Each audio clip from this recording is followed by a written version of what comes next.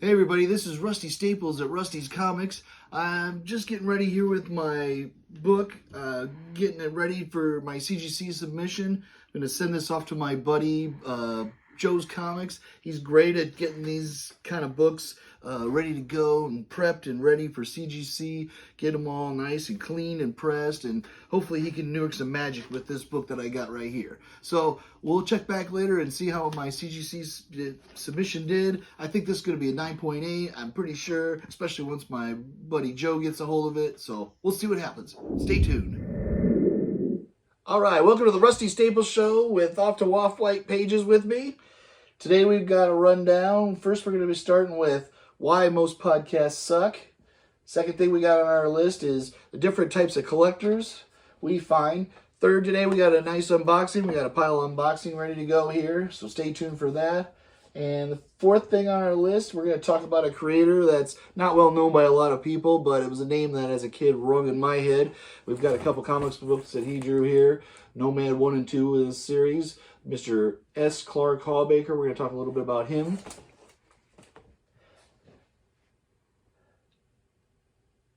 All right. So let's get started. Here with me is Off-White to White Pages, as always. So let's talk about why we don't like most podcasts. They don't talk about what they're supposed to talk about. Yeah. I love comic book podcasts that talk about comic book movies and comic book TV shows. We here at Rusty Staples are hardcore comic collectors, and when we talk about comic books, we talk about comic books, not comic book movies, not the TV shows they influence, not the clothing line that's coming out from Marvel next year, but comic books. Now, I would wear comic book t-shirts around in life, and some people would ask, "Oh, you collect comic books?" And I would say, "Yeah." And they would say, "Oh, did you see the new Avengers movie?" It's like, that's great, yeah, but sorry, I spent my time reading comic books and buying comic books, collecting comic books. Not so much time for the movies, but yeah, I'm sure they're fine. Most podcasts are way too long, go on for easily more than an hour, and like we said before, hardly talk about what they meant to talk about to begin with, so too many interruptions in podcasts when they have 6 people on a podcast and there's one person always interrupting with nonsensical additives that don't do anything. Yeah. Well, I give a shout out to some good podcasts out there that we like. Love John Suntress and his Word Balloon podcast. There's some great YouTubers out there too. Shout out to Reggie, he's a great YouTuber. We love Alex the Comic Order, he's a great YouTuber too. Another thing too about sometimes with YouTube videos is they become too much of a complaint fest as to why CGC didn't get a certain grade, or unboxing videos become why did I submit this to CGC? And yeah,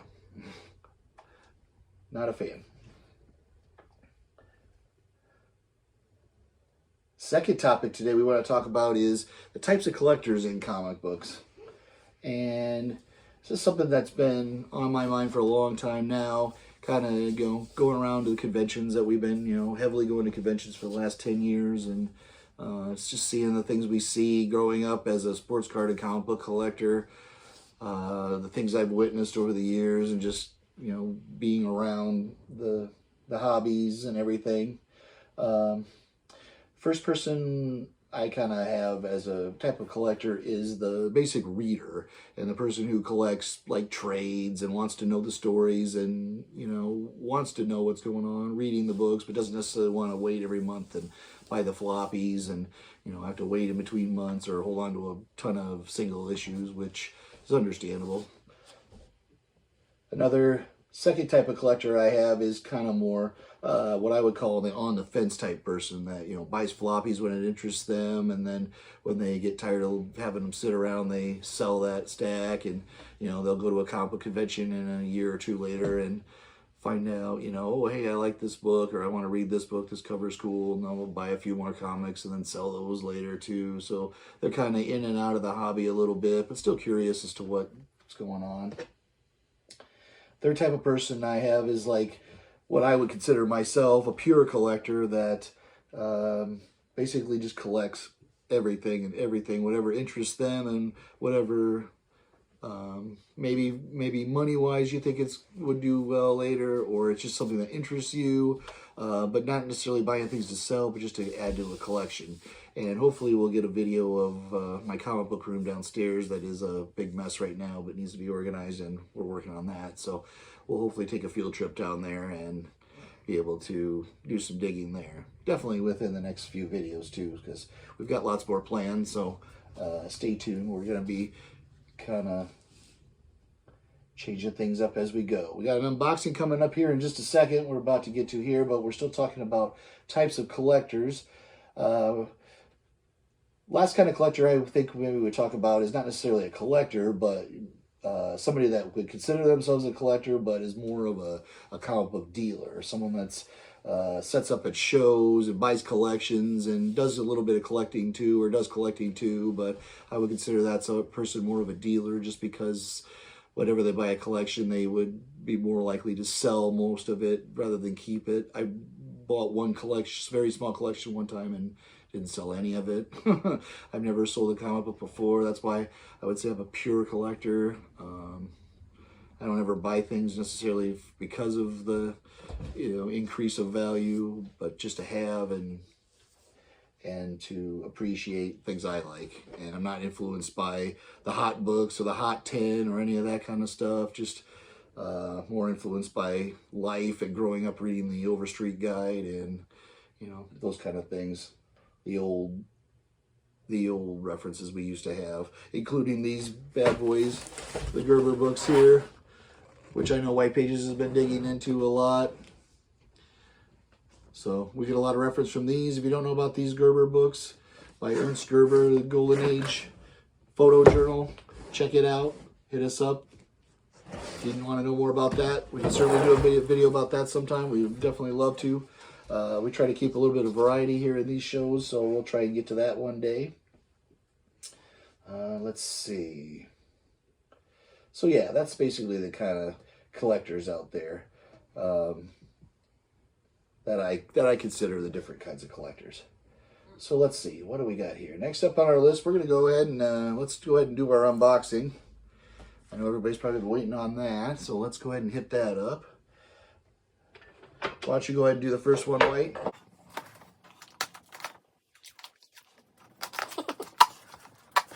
This is where we get the suspense. If everybody at home, let's show these. This book had these little cool stickers on it. Little elephant that says, "Do not crush, bend, or fold." I thought those were cool.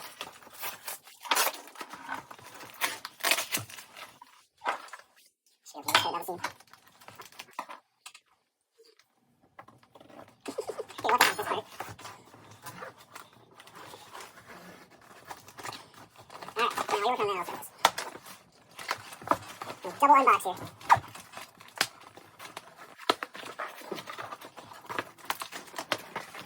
Gee, that's nice here. I'm with it. Alright, let's see what we got first here. First book we got up. Very nice. We got a Starling Comics. Very nice. Let's see. All right. Nice top loader. Good deal. Yep, this is a Starling Comics number 36. Yeah, 36 here with the Alex Schomburg cover. Very nice there. I'll try to get a little better picture of that. Not so much glare. There we go. Good deal. What else we got coming now? Let's go ahead and pull that one out.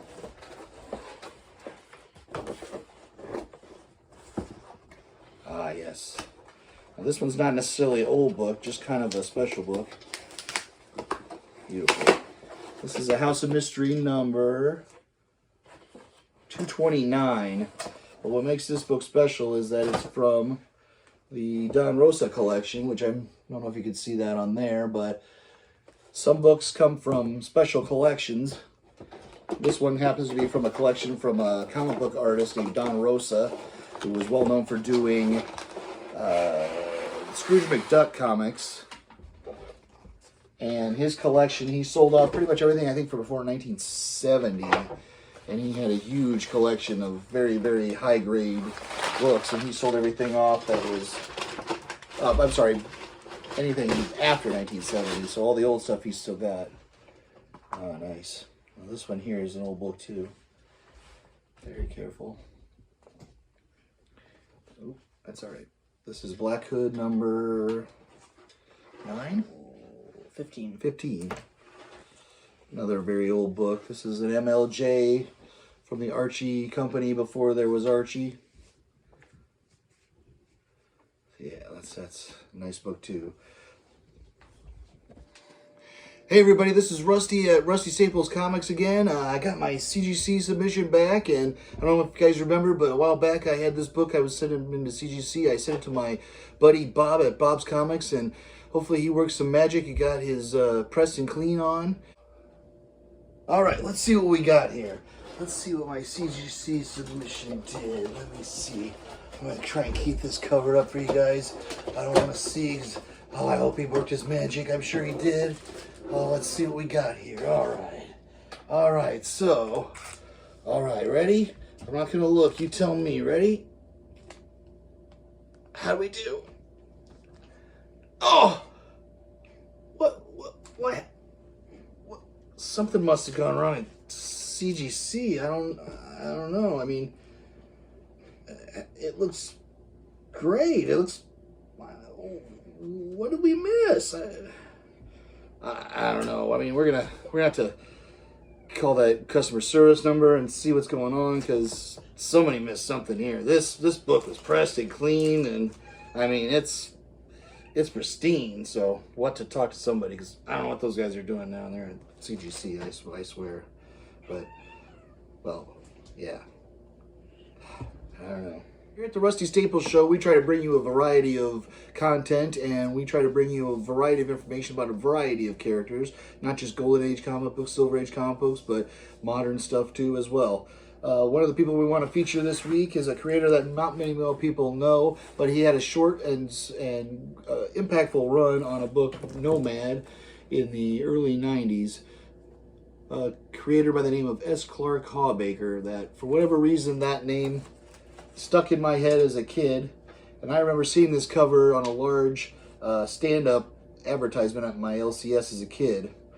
Seeing this signature and this cover that folds out into a great big map, one of those great 90s not variant covers, but direct edition covers. I remember seeing this cover and the large stand-up at my LCS as a kid, seeing the signature of this creator and thinking, wow, who is this person, this up-and-coming creator that, you know, with this crazy name? Like a whisper in my ear, it never left my brain. Little did I know that this short run would be almost the entirety of his output. Fast forward 30 years later, I decided to go to a meeting at my local comic book club. The club was put on a show each year that I was interested in kind of helping out with and getting him involved with that. The meeting was at our local library, and I had trouble locating the room, but as I ran to get there and thought I was running late, I discovered that the only person in the room was this gentleman, Clark Hawbaker, and I thought, I must be in the wrong place because I'm not qualified to be in this club. If these are the people in the club, then I don't think I should be here right now. I don't go to the club meetings any longer, but I was lucky enough to get a sketch from my Batman sketchbook from Mr. Hawbaker at a local show that he still continues to go to. Now and again, we see him at the local shows around here. I would like to really ask him questions as to what happened, why he got so close to being such a, got to become a comic book artist for such a short time. What happened that caused, what happened to change that, and why did it last so short? But knowing him and seeing he's just a quiet, private individual, I didn't want to ask too many questions. And I'm sure every time he does a show, he's asked, "Hey, whatever happened? And why didn't you keep going?" And those kind of questions that people get asked and don't like to have to answer. So I didn't really push it, but if he's out there would want to talk to us sometime, we'd be happy to have him. We'd love to talk to him and just kind of, pick his brain about that.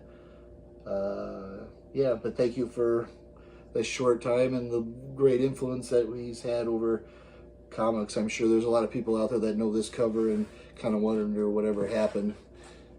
He had a short run on this book in the 90s and basically ended there. So thank you, Clark Hawbaker. We hope to feature a lot more creators and coming up and in the future. All right, this is Rusty Staples. I'm in my comic book area down in my basement here. We're going to do a random pull out of one of these boxes. We kind of narrowed it down to this shelf here. We're just going to do a random pull out of one of these 4 boxes here. As you can see, things aren't well organized right now. We're working on that. We're going to try and get that going, but we're going to try to do some more random pulls as we go. Let's see. Let's do a random pull. Let's go this way. Ah, nice. This is Fantastic Four number 9 by Matt Fraction and Mark Bagley. Just a recent, fairly recent issue. Let's check and see what year this is from. Matt Fraction had a good run on Fantastic Four. I enjoyed very much.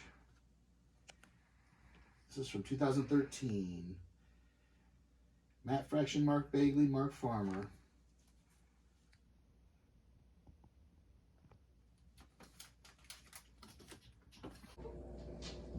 Welcome back to the Rusty Staples Show with white to off-white pages. Just wanted to end today with a quick note.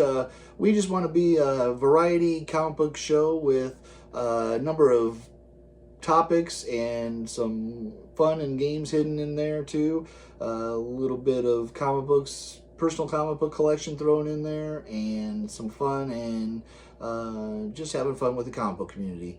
So thanks to everybody out there. Hopefully you liked this video, and we just want to give a shout out to Neil Adams, who passed away just a couple years ago, and thank him for his everything he ever did for the comic book community.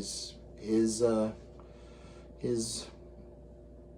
help and influence cannot be exaggerated. He would be at a comic book convention every weekend, and we used to take that so much for granted. I mean, it was just always, hey, there's Neil at another convention another weekend, and we would walk by his huge tables full of prints and everything, and it's just sad to see he's not there anymore. But we miss him. We miss his influence on the comic book community and being there and all the stories he used to tell. And that's it for us. Thanks a lot.